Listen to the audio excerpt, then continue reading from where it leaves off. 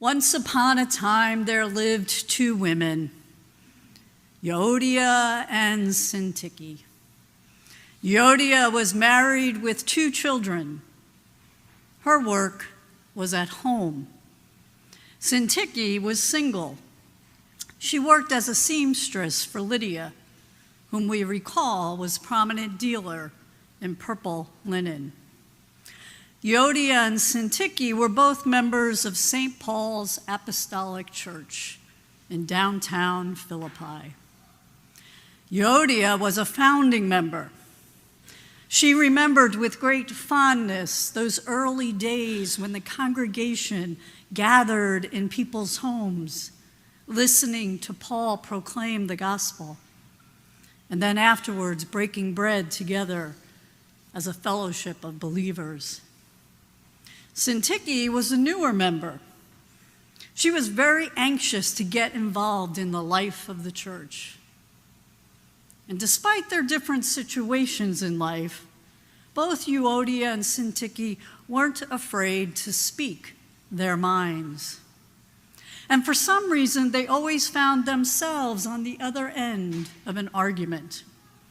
They even squared off a number of times in Bible study, each one of them certain she understood what Paul had taught better than the other. Their constant bickering came to a nasty blow when the church decided to adorn their worship space with some fine linen. "Ah," said Syntyche, "now there's something I know plenty about." Unfortunately, Euodia was also serving on the sanctuary decorating committee. And once again, it wasn't long before they disagreed on choice of color and style. This time, however, the entire church became embroiled in their conflict. And word of that conflict spread until it reached Paul, sitting in prison. Now we can imagine how disheartened Paul would have been to hear this news, that his beloved church, whom he called his joy and crown, was now in conflict. So he urged Euodia and Syntyche to be of the same mind in the Lord. But really, how could Paul have expected people of such differing minds, people of such strong opinions, be of the same mind in the Lord? First, they needed to start with themselves and their own attitudes towards others.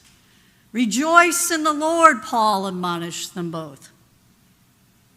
Rejoicing is a habitual attitude that should inform our behavior. And that inclusion of that word "always" suggests meaning it should influence our behavior regardless of our circumstances. Now, there are many things that can be cause for rejoicing. Good news, England winning the World Cup, an unexpected reprieve from our suffering, the achievement of a hard-won goal. Yet one thing we all learn about joy is that it has nothing to do with material things or with outward circumstances. And we know this is true because we know people who seemingly have all the good things in life, yet they also have a sour spirit.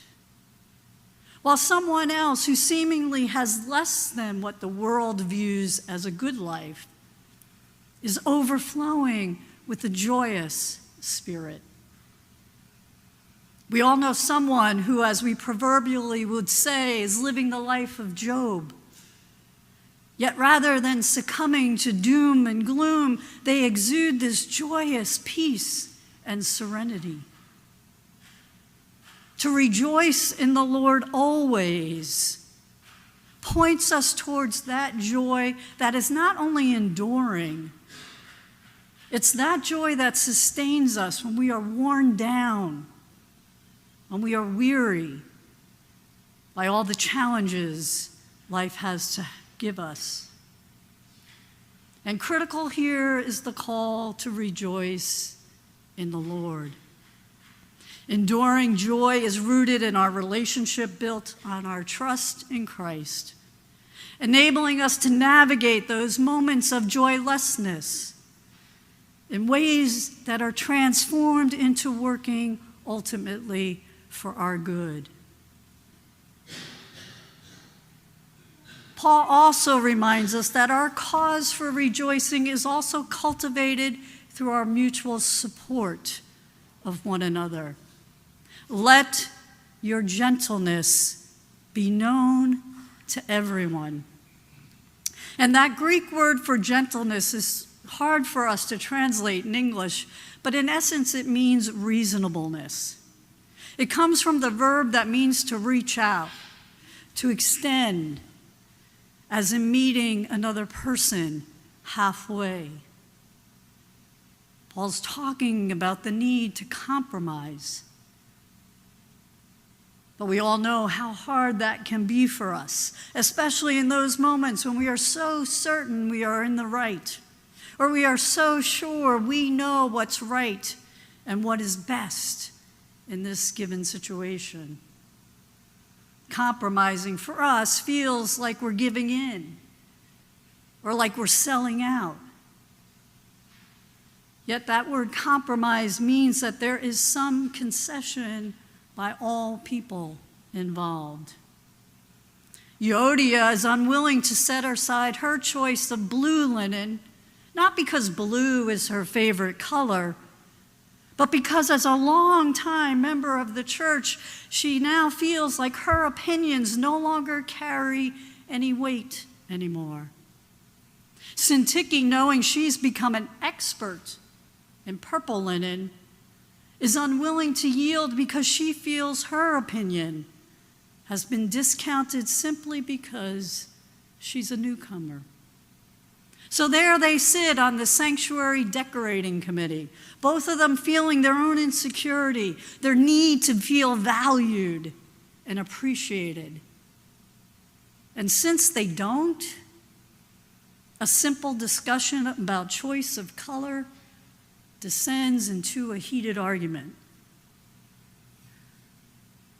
And we all know that the real cause of their disagreement is that gnawing anxiety they each feel deep within themselves that always seems to come out in the most trivial of matters. So Paul reminds them, as Paul reminds us, we cannot create loving and supportive relationships that bring us joy and peace if our heart is filled with anxiety. Do not be anxious, but commit everything to God in prayer, and the peace of God, which passes all understanding, will fill our hearts and minds. Paul's not saying there's not anything to worry about, or that the things we tend to worry about are unimportant. Rather, he places our fears, our anxieties, our concerns in the context of our relationship with God. We are invited, indeed expected, to make ourselves fully known to God and to ourselves when we are at those greatest points of feeling vulnerable, making us anxious. And when we go to prayer, we remember three things. We remember the love of God, which only ever desires what is best for us. We remember the wisdom of God, which alone knows what is best for us. And we remember the power of God, which alone can bring about that which is best for us. Trusting in the love, the wisdom, and the power of our God is what will bring us that interior calm that, as we're reminded, will stand like a sentry over our unruly emotions, our gnawing anxiety, that we might experience the peace of God that passes all our understanding. Which doesn't mean the peace of God is something we can't comprehend. It means the peace of God is so precious that we ourselves can't conjure it up. That deep interior peace that this world craves will never be of our own conjuring. It is only of God's giving.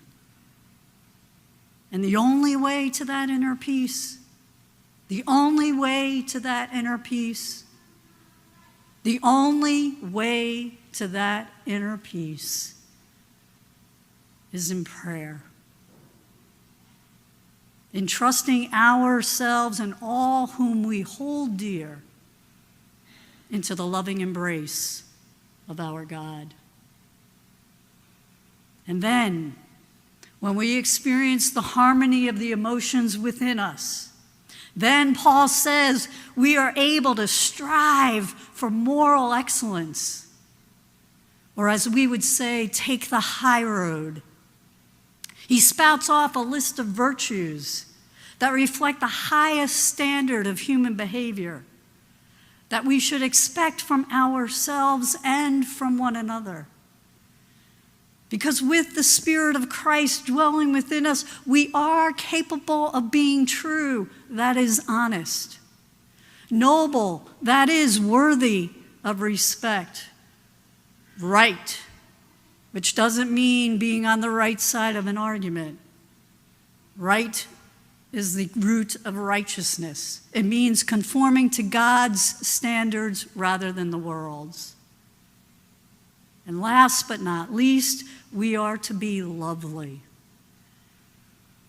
which again in the Greek is an open-hearted desire to seek the peace and unity